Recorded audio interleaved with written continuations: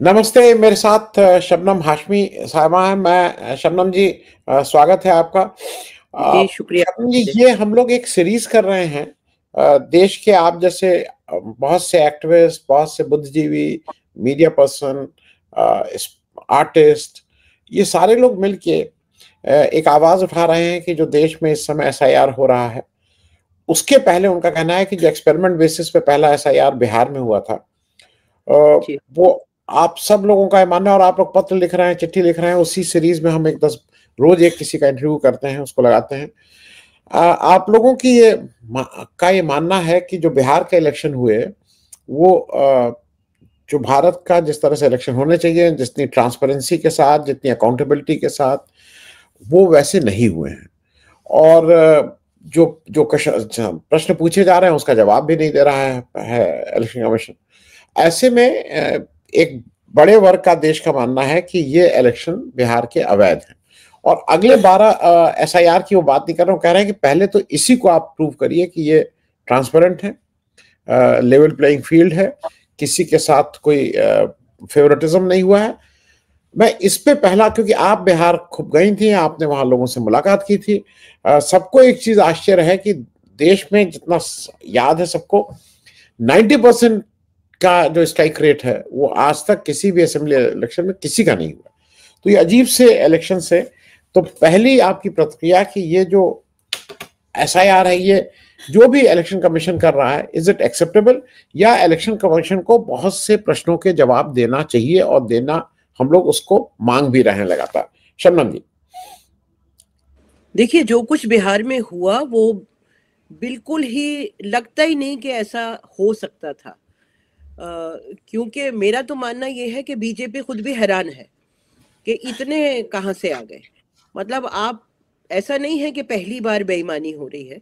मैं तो ये 2012 से जो गुजरात में इलेक्शन हुआ था, जब मोदी मुख्यमंत्री थे, तब से मैं लगातार ये आवाज उठा रही हूँ। उस टाइम ईवीएम्स की बात थी और ईवीएम में घोटाले होते थे, जो अब बहुत सोफिस्टिकेटेड हो गए। लेकिन ये जो एसआईआर के प्रोसेस में जो हुआ है, और अब कुछ ऐसा नहीं है जो ढका छुपा है, क्योंकि जितने प्रूफ सामने आ गए, सोशल मीडिया में रोज ही आ रहा है, कितने लाखों वोट्स हटा दिए गए और लाखों ऐड कर दिए गए। फिर उसमें कितने फर्जी वोटर हैं, जो लोग मरे हुए हैं वो भी हैं, उनके भी नाम हैं।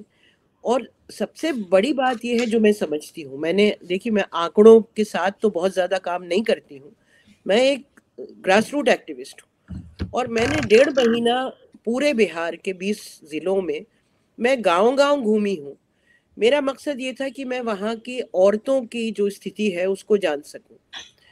और 20 जिलों में तकरीबन 6,500-7,000 महिलाओं से सीधा संवाद मेरा रहा।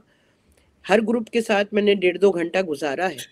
जमीन पे जो दिखाई दे रहा था वो ये था कि साफ तौर पे महिलाएं ये कह रही थी कि हमको बदलाव चाहिए, क्योंकि उनके हालात बहुत खराब हैं औरतों के। तो उस माहौल को देखने के बाद और जो रिजल्ट आए हैं, और उसमें जिस तरह से, जैसा आप कह रहे हैं कि ऐसा लगता है कि बांट दी गई हैं सीटें, वो बहुत हैरानी की बात है। फिर जो इन्होंने एसआईआर जब खत्म किया, और जो इन्होंने वोटर, कितने वोट पड़े और कितने वोटर्स हैं, उसमें भी लास्ट के मोमेंट पे भी 3 लाख का डिफरेंस आ रहा है। तो इसका जवाब तो इलेक्शन कमीशन को देना पड़ेगा।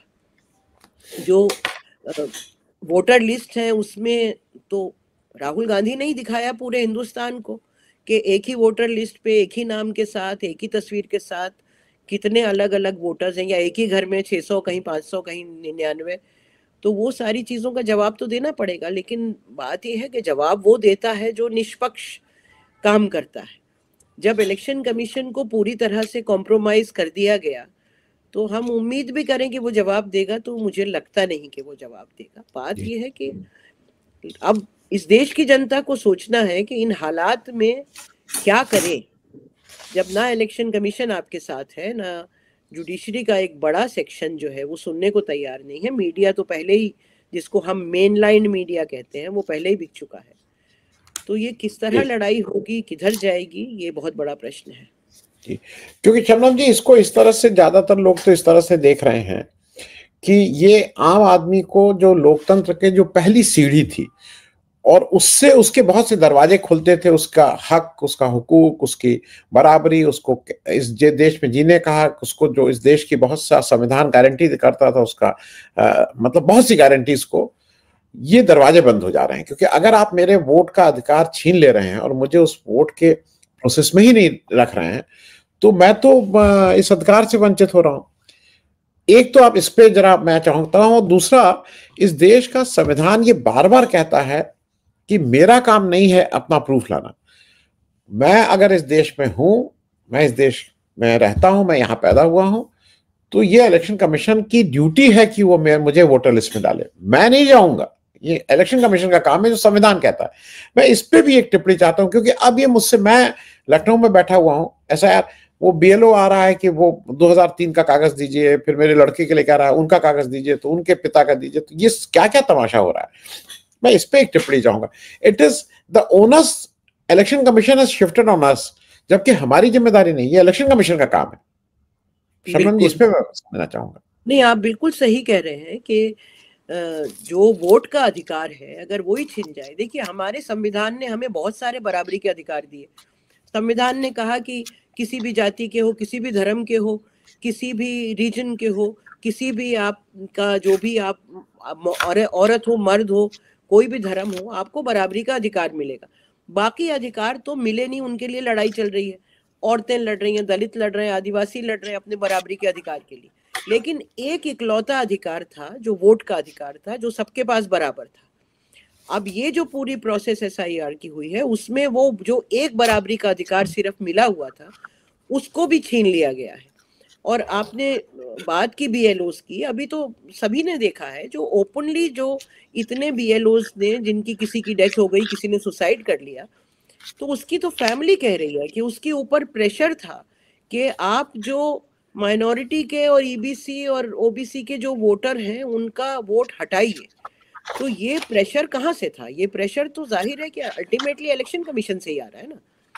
अगर ये प्रेशर आ रहा है तो इलेक्शन कमीशन से ही आ रहा है। तो एक तरफ तो ये है कि आप बिल्कुल वोट हटाए दे रहे हैं उन लोगों के जो आपको लगता है कि वो जो सत्ता में बैठे हैं उनको वोट नहीं करेंगे। दूसरी बात ये जो आपने कही कि इसकी जिम्मेदारी किसकी है कि प्रूफ करे। अभी मैंने आज ही देखा सोशल मीडिया पे किसी ने आरटीआई डाली थी कि नरेंद्र मोदी जी के कागजात कहाँ है सिटीजनशिप के, तो उसका जवाब ये मिला कि वो तो बाय बर्थ इंडियन है, तो उनकी सिटीजनशिप का कोई पेपर्स का सवाल ही नहीं होता।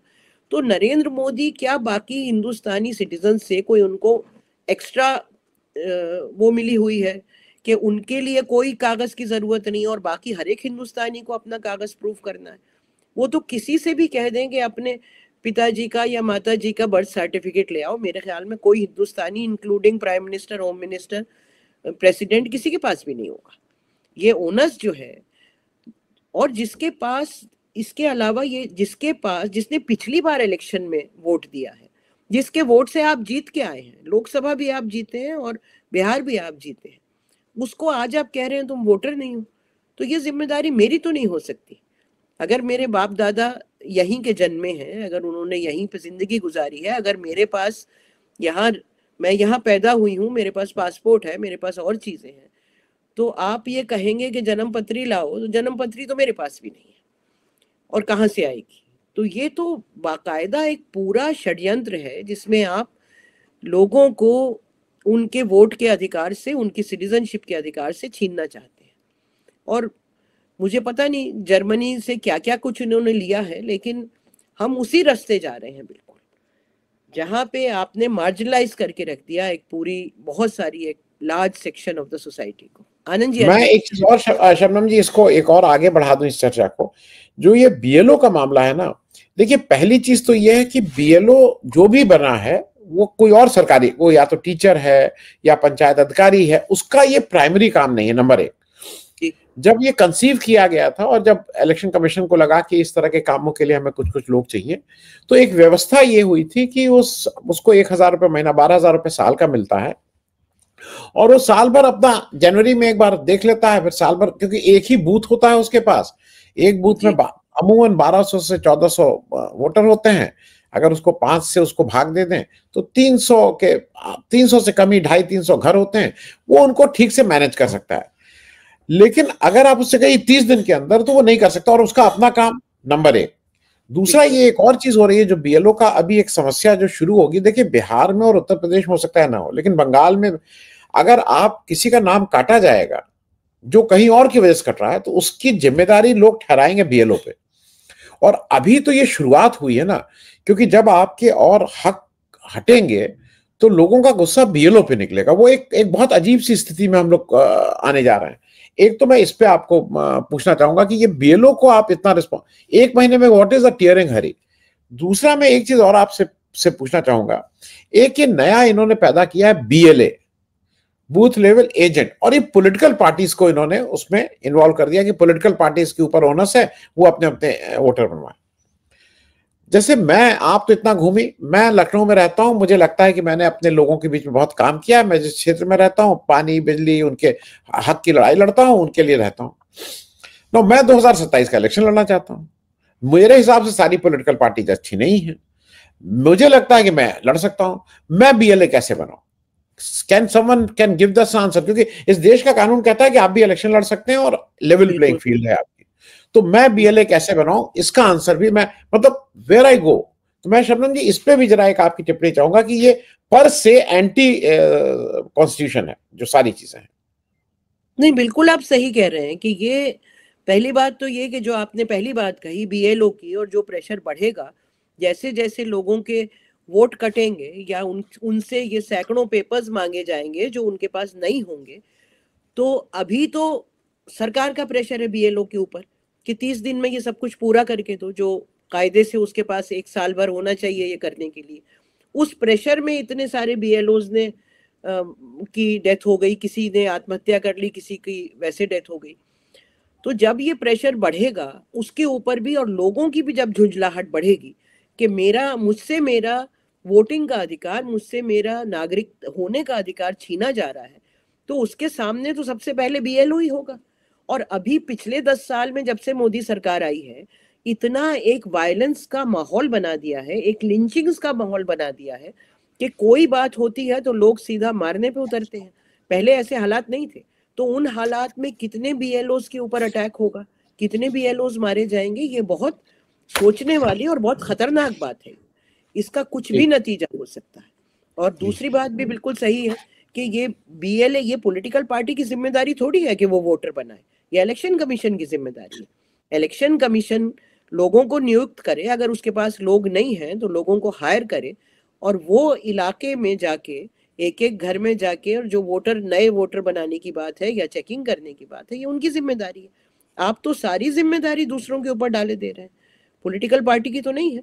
सही बात है कि अगर कल को आप सोचेंगे मुझे इलेक्शन लड़ना है, या मैं सोचूं मुझे इलेक्शन लड़ना है, तो मैं थोड़ी ना बीएलए बन जाऊंगी, या मेरी जिम्मेदारी थोड़ी होगी कि मैं अपने पूरे इलाके में, मैं द्वारका में रहती हूँ, यहाँ पे 5 लाख 10 लाख जितनी भी पॉपुलेशन है आज की तारीख में, कि उनके मुझको बनाने हैं वोटर्स।